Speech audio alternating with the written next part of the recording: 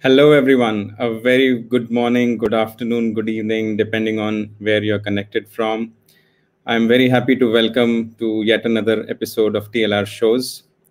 This show has been conducted regularly by TLR Now. TLR Now is a niche training, mentoring, coaching, consultancy firm which provides customized training solutions to all your training needs.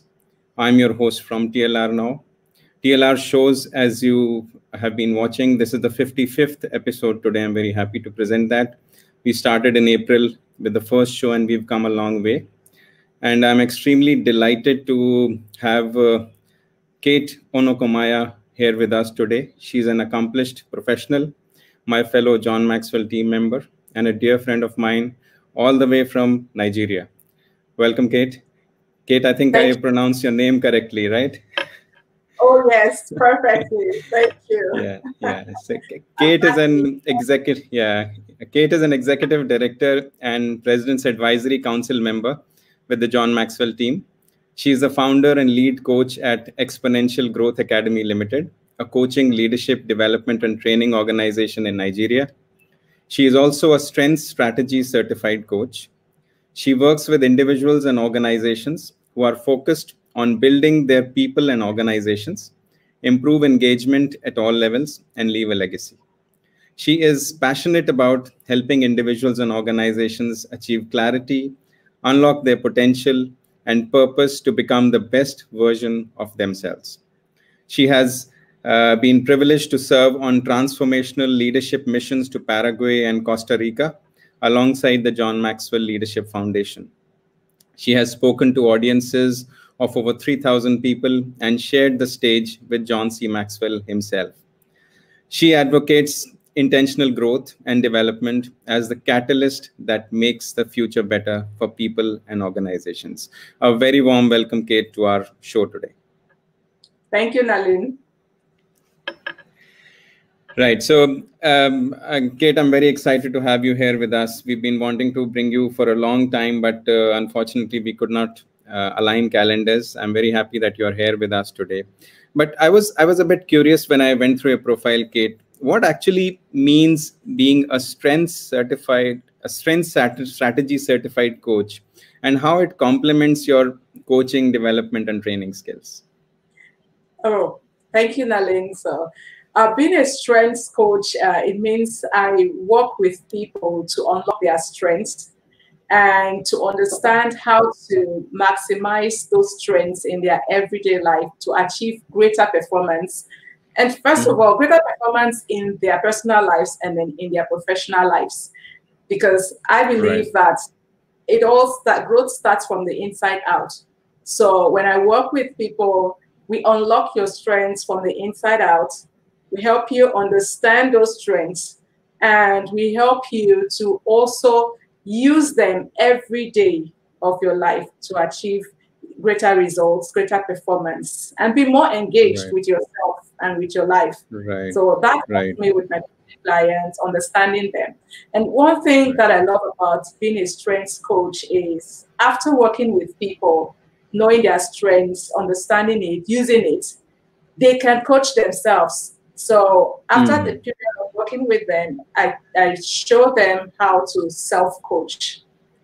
So there's a certification for that, yeah? There's a certification for strength strategy coach. Yes, so that's awesome. There is. There are certifications for that. Yes, there is one. There's one with People Equity. That's a company that offers that certification. That's the one I have. And then there's another one with the Gallup organization.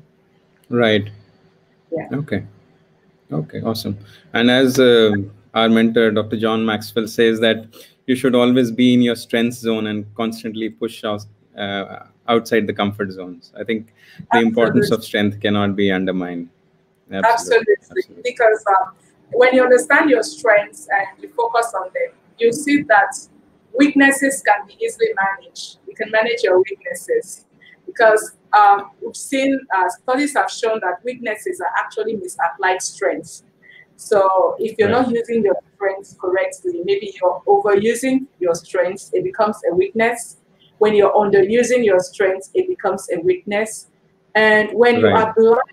when you are blind to your strengths, to the strengths that you already have, it's a weakness. They Correct. become weaknesses. So when we understand our strengths and we're using them properly, correctly, and that's where strength strategy comes in, a strategy on Right. how to use your strengths properly, maximize them, then you can be Mhm. more effective. Awesome. Awesome. Wonderful. Wonderful. I think that's a new thing that our audience would have learned today about being a strengths strategy certification and getting a coach certification there. Wonderful. Kate, we would also like to know something more about the people transformation programs that you experienced in Paraguay and Costa Rica, because I think those were directed at the government level to push down to the governmental machinery and kind of transform the country as a whole. So it would have been a wonderful experience. So I think we would like you to kind of tell our audience about that. Right. Okay. So I went to Paraguay with John Maxwell and the John Maxwell Leadership Foundation and about 250 other coaches in, I think that was February 2016. Yes, February 2016. That's the first time we went to Paraguay to train the entire nation on values, because we've seen that values, when we live our values, we are transformed personally and as a society. So the country of Paraguay, they realized that they want to be better. They want to come out of the ruts that they found themselves in. They have a lot of corruption. People don't value each other. They don't value their country, and they saw that if they can align with their values, then they can have a better society. So we were invited to train them on their values, to help them to live and align with those values that they hold here. And we did that. We went to Paraguay. We trained on all the 8 streams of influence in the country. That is government, sports, health, faith, non-profits, business, and individuals. So we trained at all levels. We went to all the levels of the economy of the country and trained them from the top, the president, to the schools, the children in schools, training them on values. And Right, this right, has been so effective because right now they're living by their values and they're seeing transformation in their country, transformation in the way they behave, in the way they relate with each other, in their perception of governance and politics. Yeah, so that has really improved the country. And we've also right, done that in right. Costa Rica, Nalin. We did that in Costa Rica in 2018. And Okay. we have, John currently has invitations to over 26 countries. We could have gone to Kenya this year, but because of Yeah. the pandemic, we couldn't go Yeah, to I was Kenya. looking forward to joining that in Kenya. Yeah, that would have been great because when we go to this mission, I call it a mission, leadership transformation missions. The first person that is transformed is you. Because when you see Absolutely. those values, you start living the values first, and then you teach others how to live those values. And when we live those values, there's a kind of peace and fulfillment that we find because we understand that we're connecting with who we are from the inside out, from the inside. Because values are essentially our core. They are at the core of us, who we are inside. So when we Right, connect to that aspect and we are able to express it outwardly, we find right, we are more balanced as a person and as a society. right, right. So, Kate, what when you went to Paraguay and Costa Rica, what kind of acceptability you saw? Because I mean, it's difficult. Change is always for the good, but obviously there's a resistance to change, and especially when you are doing such a mammoth task of transforming the country as a whole, you're dealing with thousands of people. So, Yeah. how does it look like in terms of how was the acceptability? How was your experience? Oh, it was great. I mean, the people were so ready for change.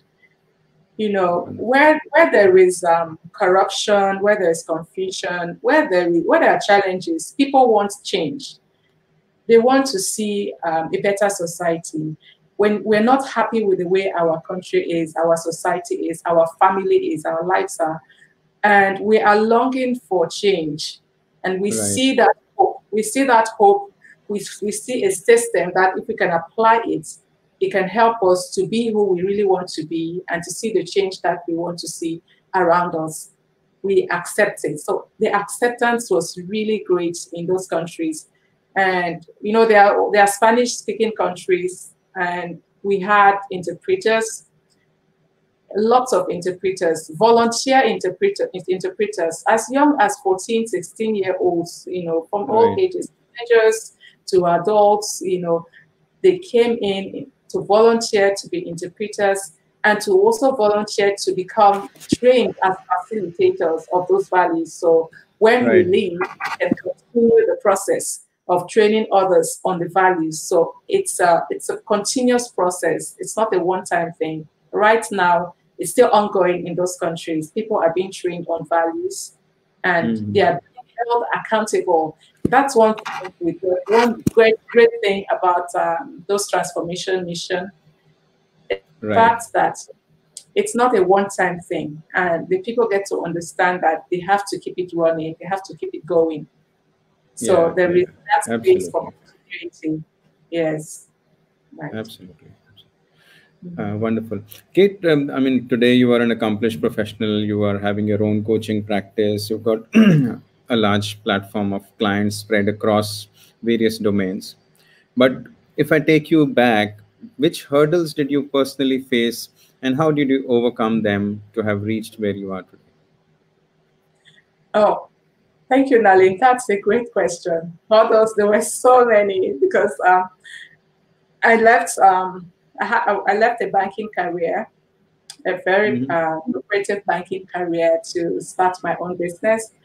Initially, not the coaching business. I just wanted freedom. I wanted to, you know, own my space, my time, and also have time for my family. That my family was very young.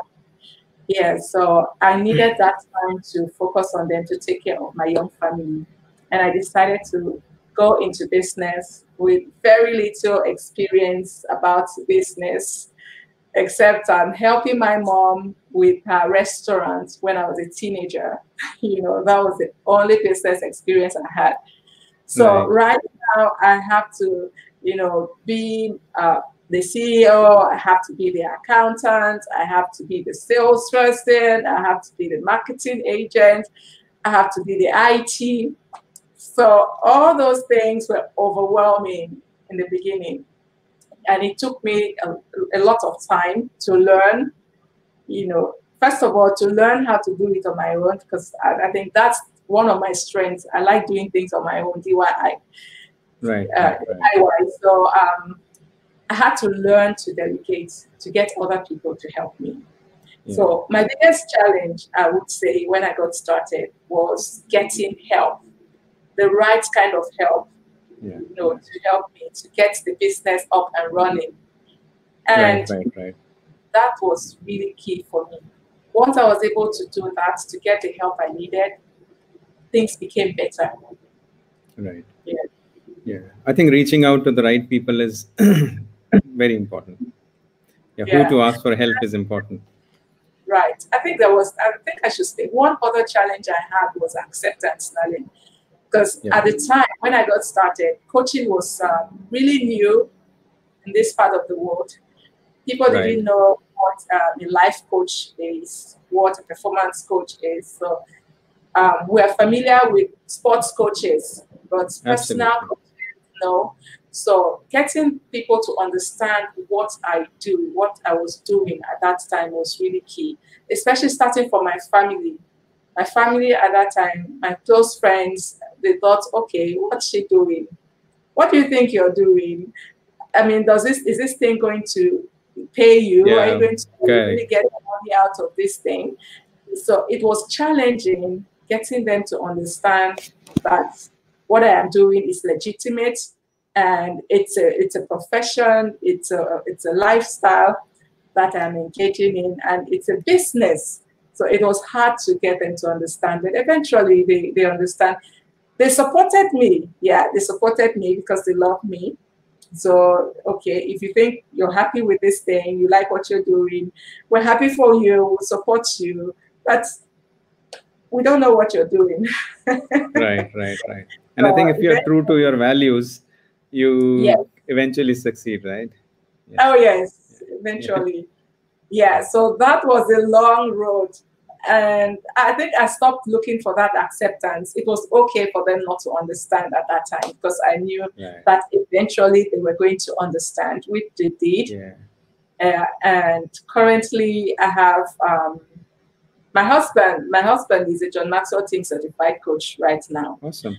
Awesome. Yes, so it was really hard for coming from that space of him not understanding what his wife is doing. Right, right, right, right. So right now, he gets it so well that he's also a certified coach, speaker, and trainer. So Yeah. that's amazing.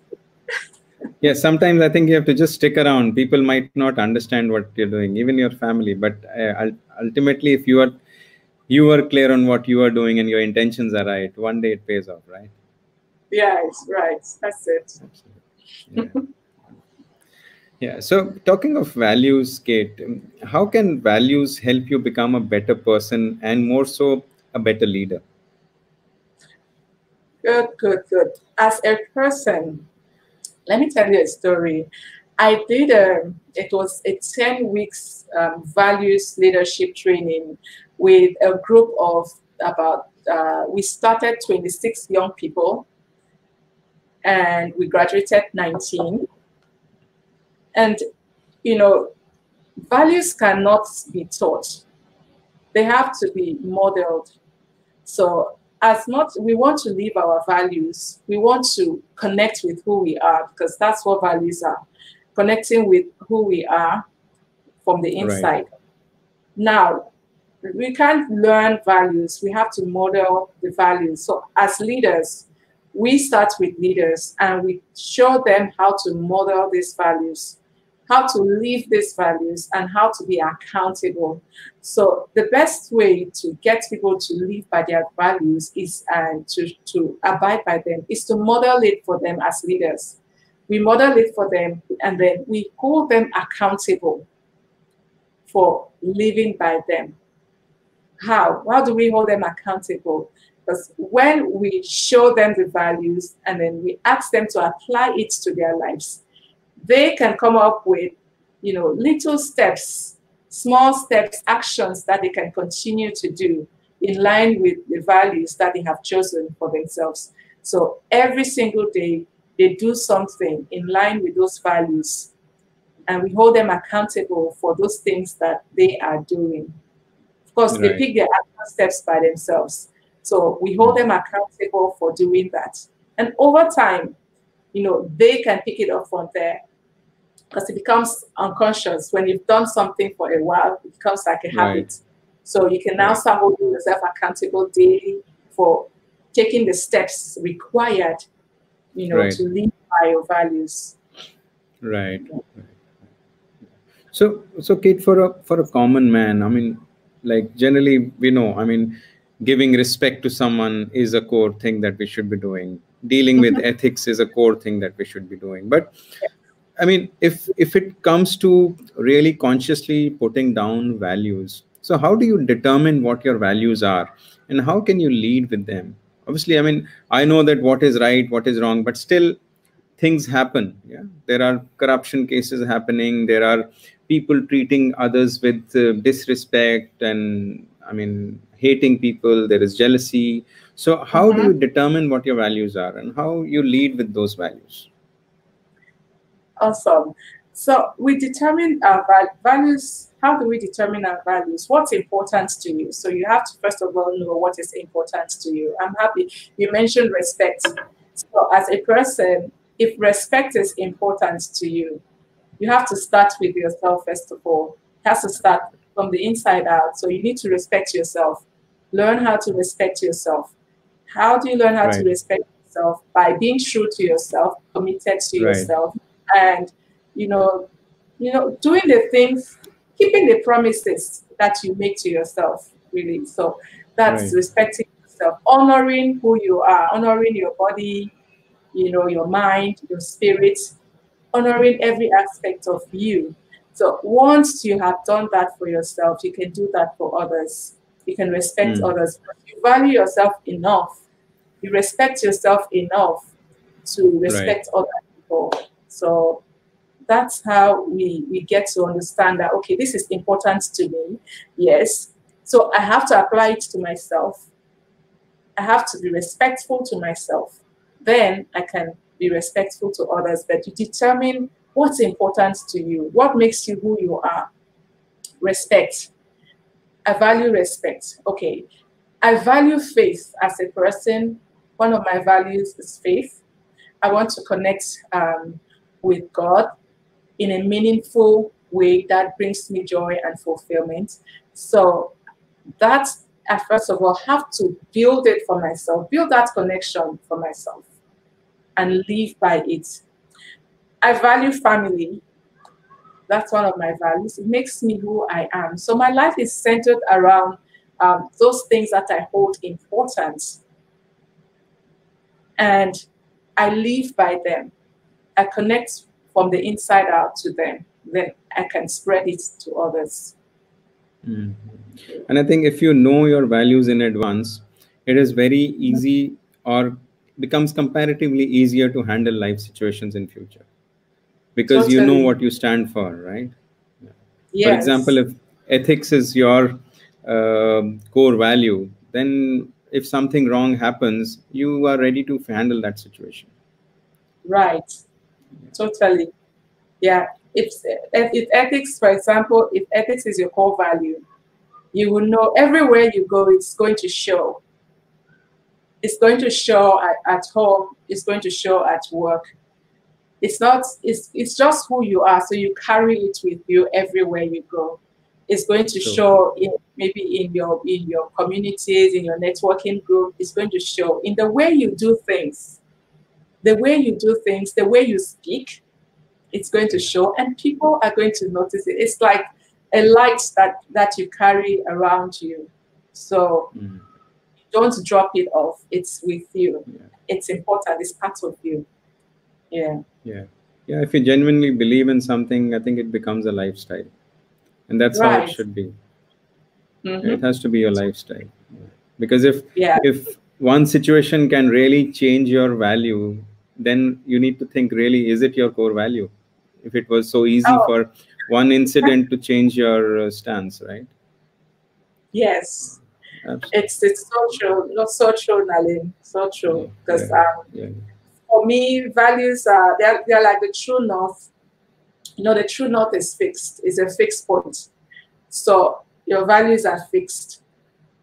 That's how it should be, Right. really.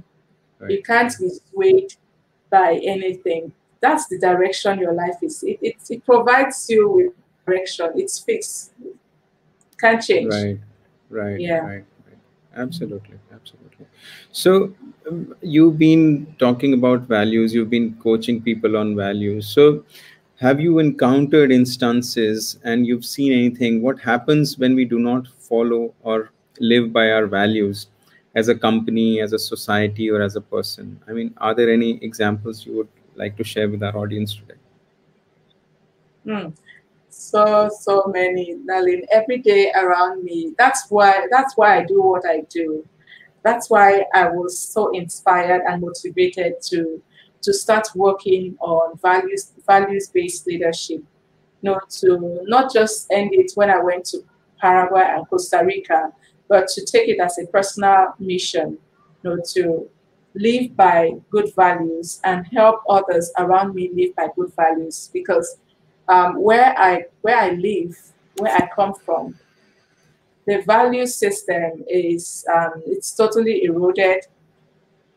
People don't value each other, and some things that should, we know that are wrong. We know that this shouldn't happen. It's happening, and there's a lot of apathy around it. So it's really something that I feel we need to change in my society where I come from. It's a lot of corruption, a lot of deceit, lack of ethics. Um, of respect, really. So people really don't connect with their values. And that's why I'm doing this, so that I can help others connect with their values, because the values are somewhere in there. Absolutely. They're somewhere in there. We just need to connect with them and then align with them. And that's it. When the society or a person does not align by their values, there is confusion, there is corruption, there is lack of growth, lack of advancement as a person, as a community, as a, you know, there will be a lot of how can I say, no progress. You progress a little bit. Yes, the progress will be just small progress, and then you now retrogress. There'll be a lot of retrogression. A little progress, more retrogression. So that's what we see around us. And I believe that if we can align with our values, right, our societies can become more aligned. People would know the right thing to do and do it because it's part of them, not because it's expected of them, you know, by externally, but because they expect it of themselves. True. It's part of who they are. So that's what happens when we don't align with our values. The consequences are really terrible. We see that around us. I see it around me. I just need to look out my window and it's there. Yes. And when we align with our values, of course, it's the opposite. We have a better society. Yeah. Yeah, I mean, values are our inner core. And I think each one of us knows what is right and what is wrong. But and human beings are human beings. Sometimes people knowingly or unknowingly commit to things which is absolutely in the violation of their values. So when we have lost our values, let's say we've had some instances in our life which has kind of really shaken us. So when we have lost our values, how can we redefine them, come back on track and live by them? Right. That's good. So we need to, first of all, like what we did in Paraguay, the work we did in Paraguay and Costa Rica, and the work I do with the people that I'm working on with values is, well, first of all, give them the choice. Living by your values it's a choice that you make. It's not forced on you. So it doesn't have to be forced. You need to, first of all, understand that you have values. You do have values. It's somewhere inside there. You've probably disconnected yourself from them. Maybe because of the decisions and the other wrong choices that you have made. So what we do is we'll help you to reconnect with those values. First of all, who are you? So you find out who are you as a person. Connect with who you are. Know who you are. When you know yourself, then you can start looking at what is important to you, and then you can start redefining those things in line with values. And then we show you how to take small steps every day to live by those values that are important to you. So when you follow that system, know yourself first of all, know what is important to you, and then reconnect with that thing and start taking small steps every day to live by those values. Yeah. I think it boils down to the fact that yesterday ended last night and today is a fresh day. Today matters because it does. Today matters because it does matter. So today has, I mean, whatever happened in the past, you can't do anything. You just have to have seated with a calm peace of mind and then just jot down where you are and move forward afresh. Right, absolutely. It's really that, Nalin. I love that. I love that. Yesterday ended last night. Today is today. Yes, absolutely. That's so good. And you know what? And when we're working on values-based leadership, that's it. Yes, you've not lived by those values in the past, but you can start now. Today is a new day. You can start from today and make the rest of your life better than the rest. Right. Wonderful. So, Kate, talking of the corporate context, like in a corporate life. I mean, people when they join a company, let's take any big names: Microsoft, Google, Amazon, Apple.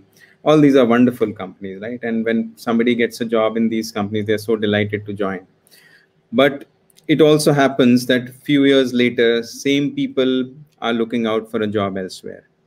And 90% of the cases, would it be that people actually don't leave companies, people leave their managers or their leaders. Yeah, because they can't get along with them. And in a majority of cases, there is a conflict of values only, where there are unfulfilled promises or not due credit not being given, kind of those things. So is there a process for helping leaders get their people to lead with values? Yes, Nalin.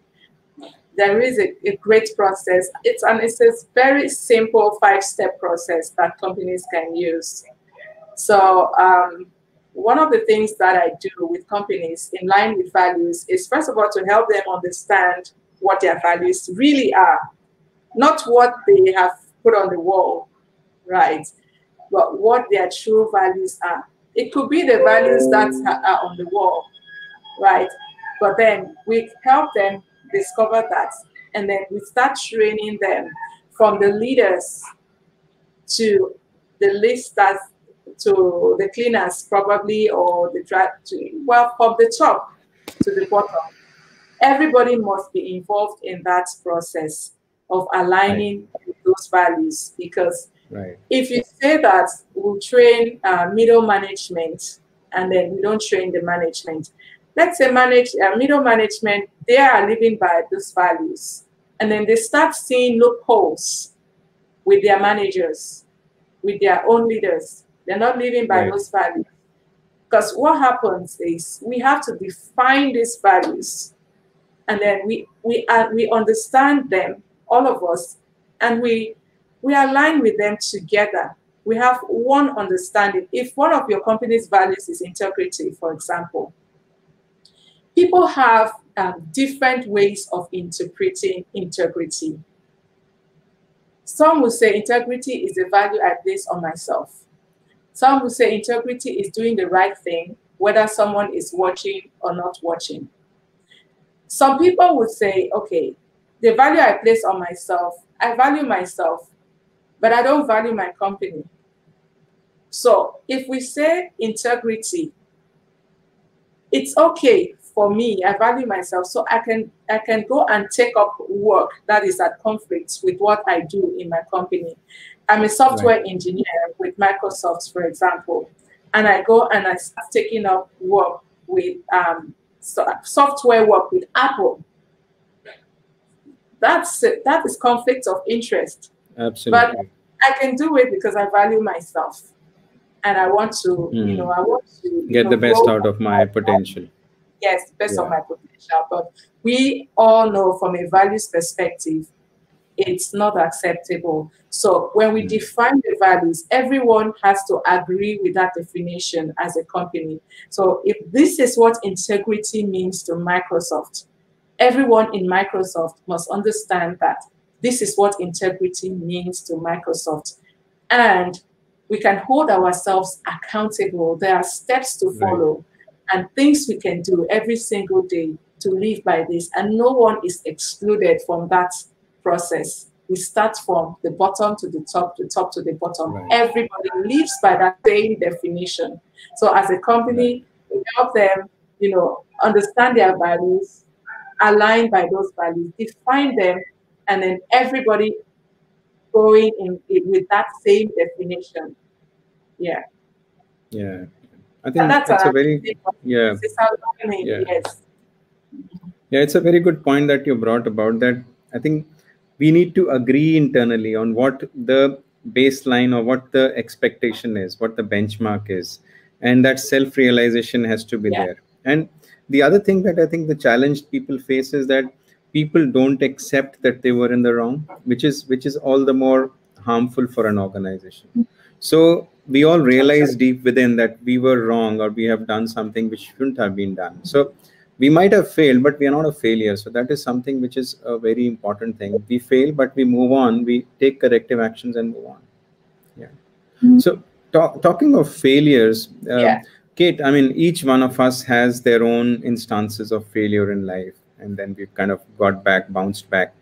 So what is your biggest instance that you could recall of failing, and what did you learn from it, and then you've come a long way?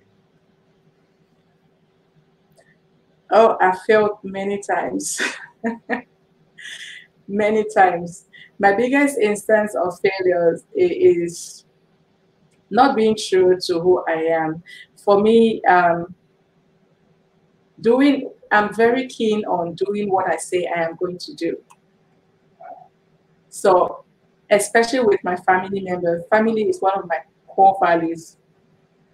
I can remember it at a time in my life when I started building my business. I used to drop out of, find excuses. I'm busy, so I won't attend my kids' school events. I won't be there for them.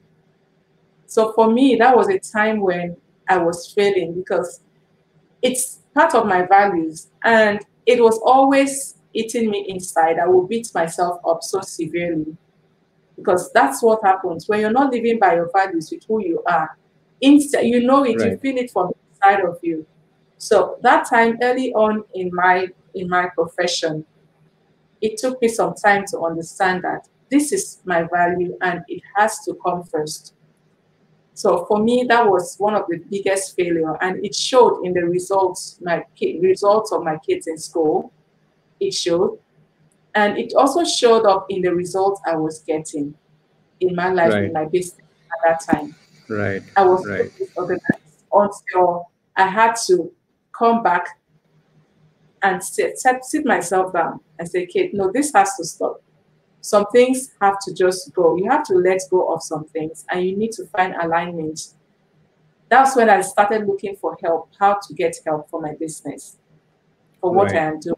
Yes, so that was one of the major driving factors for me. I mean, talking about it right now, I can just picture, how my kids say, Mommy is never there for us. Mommy, you're never there.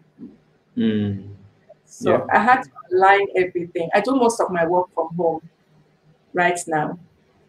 And I've also structured my life in a way that my kids have my time. I call them my daily commitments. So I have daily commitments, and they are in my daily commitments. Spending time with my family, my husband, my kids. It's part of my daily commitments, and it's something that I do intentionally. So that brings me joy, that brings me fulfillment. Yeah. I mean, ultimately, we need to be focused on what we should be clear on what our priorities are, I think, and we need to constantly strive towards setting it right if it is not already right. Awesome. Yeah. So, Kate, we've got one wonderful comment from one of our audience member, Brigadier Jayan Tiwari. He says that value alignment has to be across through the leadership ladder, and the organizational values have to be a common agenda. So, absolutely agree. That's a wonderful point, Brigadier Tiwari, you've made. Yeah, and that reminds me because I used to work for a multinational bank, and I know, we had values. The bank was built on values, and our performance appraiser, one of the questions was to demonstrate how you have lived by those values throughout the period. And unfortunately, we knew those values. I remember one of them was responsibility. But, like I mentioned, people define the values in their own way. So there was no standard definition of what it meant for the organization and how we're expected to live by those values every single day. Yes. So you have those values, you expect your people to live by those values. If you are aware of the values, they are on the wall, you see them every day. But if there is no standard definition, everybody defines them in their own way. So when you sit in front of your manager during your performance appraisal, he's appraising you based on his own interpretation. of the values, and you have your interpretation. So we always thought it was a subjective method of appraisal, which is true. Right. So companies have to define the values and Yeah. Communicate those definitions, not just integrity, responsibility, and customer service, and then you put it on the wall and expect people to interpret them. No, interpret them for them. Yeah, you have to live by those values, and there has to be a common definition. Absolutely. Yes, totally. So, Kate, in your journey, what are the best resources that have helped you along the way? Oh, primarily I'm a John C. Maxwell certified coach. Absolutely. And I use John's materials a lot. Those have helped me tremendously. And as a person of faith, I'm a Christian. So I use the Bible. I read the Bible. It's a guide for me as a person. Those have helped me a lot. And I have mentors. I have their books. I'm just looking at them. Stephen Covey. Stephen Covey is one of my mentors, especially when it comes to this part of my life. This work I'm doing, values-based work and strength strategy. Stephen Covey has done a lot of work in that area. So his resources have been key for me in that area. Yeah. Awesome. And the Gallup organization too. I use their strength assessment in my work. Yes, so that has been good. Yeah. Wonderful, wonderful. So, Kate, what do you consider as more important, vision, mission, or core values? Oh, which one is more important, vision, mission, or values? In what order? Let me see. Yeah, we don't have an answer, so you have to give it. That's really something to think about. For me, maybe I should put it this way. Maybe core values, because core values connect us with our purpose, who we are, and why we are here. So values, first of all, because they connect us with our purpose. That is one thing that does not change. Yeah, that's one thing that does not change. Then we have vision. Vision will be next. Vision is the picture you have of, those values, the picture you have of your purpose, the picture you have of yourself at a certain point in time. So vision can be broken because we have different phases of our lives, different stages. My vision when I was a teenager, my vision was different from when I became a young adult to when I became an adult, a parent. So vision can change depending on the stage of life. Yeah. So the mission is what is driving you. What is driving you to, move in the direction that you're moving in. So your mission drives you. Yeah. But I think the core values are the foundation, the strong foundation. And the stronger the foundation, the better the building would be. So I think that is, and as John says, that talent is never enough. So you may be a highly skilled professional with all the competencies in the world. The character fails, everything fails, right? Totally. Everything fails. The greatest failure is a failure in character. We see that every day. And that's why character must go really deep. Your values must go really deep if you want to build a strong foundation. And if you want to leave a legacy, a good legacy, you need to go deep on your values, deep on your character. Correct. It is more important to be good on the inside than good on the outside. Totally. Absolutely. So besides values, Kate, what would you consider are the key attributes for business leaders to be successful in today's times? Purpose. Why? Yes. Why are you in business? You have to define it. And why are you doing the business you're doing? Why are you working in the company that you're working in? So why are you a software engineer? Why are you a coach? So it all starts with why you are doing what you are doing. So your purpose key. Once you're able to define that, everything else can fit into place. Yeah, I think that is wonderfully portrayed in Simon Sinek's lectures as well. Yes, starting with why. Yes, right. That's It's awesome. one of my mentors too. yeah. Same with me actually. Yeah, so it's Great guy. yes. Yeah. Yeah, absolutely great guy. Very simple philosophy, but very true to the point, straight to the point. Yeah, exactly. Awesome. Straight to the point. Yeah. And totally relatable everywhere, anywhere, anytime. Yeah. So we've got another comment or question actually from the audience. Is it correct to express that commonality or alignment of values exists when at the higher purpose? So I'm not sure what exactly is being asked, but what I believe is that to achieve a higher purpose, commonality or alignment of values should exist, is what I believe. What your thoughts on this, Kate? Right. So, put it that way, to achieve a higher purpose, we must align with our values totally. So if you want to, what if purpose is, for me, purpose is purpose. Purpose is purpose. So it's why you are doing what you're doing. It's your why. Right. So to achieve your purpose and to live in alignment with that purpose, you must align with your values. That's true. Right.